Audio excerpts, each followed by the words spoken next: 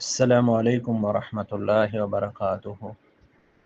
محترم سامعین کرام، آج میں ایک عمل آپ کے حضور میں پیش کرتا ہوں جو کہ بسم اللہ الرحمن الرحیم کے حوالے سے ہے اور انتہائی مجربات میں سے ہے، خصوصاً اکابر امت، بڑے بڑے علماء اور عاملین کی مجربات میں سے ہے، اور وہ عمل ہے بسم اللہ کا، یعنی بسم اللہ الرحمن الرحیم کا۔ سامعین کرام، بسم اللہ الرحمن الرحیم کی فضائل بہت زیادہ ہے، کیونکہ اس سے شیطان دور ہو جاتا ہے، دل کو سکون ملتا ہے اور ہر کام آسان ہو جاتا ہے۔ جب آپ بسم اللہ الرحمن الرحیم کہتے ہیں تو گویا اللہ سے اجازت مانگتے ہیں کہ اے اللہ، میں یہ کام تیرے نام سے کر رہا ہوں، اس میں برکت دے، حفاظت فرما۔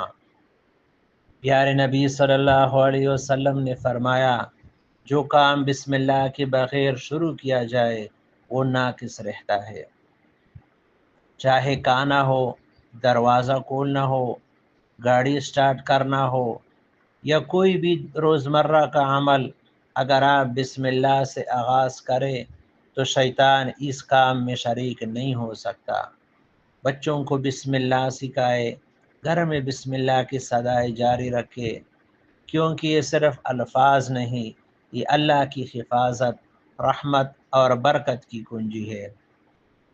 کبھی اکیلے ہو، کبھی ڈر لگے، کبھی کوئی کام مشکل لگے، صرف اتنا کہو کہ بسم اللہ الرحمن الرحیم، تو پھر دیکھو کہ کس طرح دل کو قرار ملتا ہے۔ تو سامعین کرام، بسم اللہ الرحمن الرحیم کے فضائل تو بہت زیادہ ہے، لیکن ایک عمل ہے جو میں نے پہلے بھی بتایا آپ کو، جس کو اکابر امت نے تجربہ کیا ہے، اور وہ ہے بسم اللہ الرحمن الرحیم کا لکھنا۔ اس کو مفتی محمد شفیع صاحب نے بھی لکھا ہے اپنی کتاب میں۔ وہ فرماتے کہ جو شخص محرم کی پہلی تاریخ کو 113 مرتبہ پوری بسم اللہ الرحمن الرحیم کاغذ پر لکھ کر اپنے پاس رکھے گا تو یہ شخص ہر طرح کی آفات و مصائب سے محفوظ رہے گا۔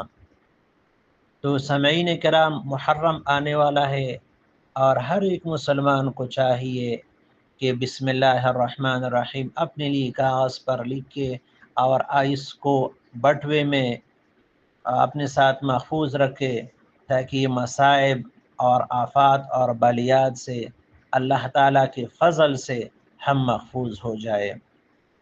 اگر ویڈیو پسند آئی ہو تو لائک کر کے اپنے دوستوں کے ساتھ شیئر کریں اور اپنی نیک دعا میں ہمیں بھی یاد رکھیں۔ والسلام علیکم ورحمۃ اللہ وبرکاتہ۔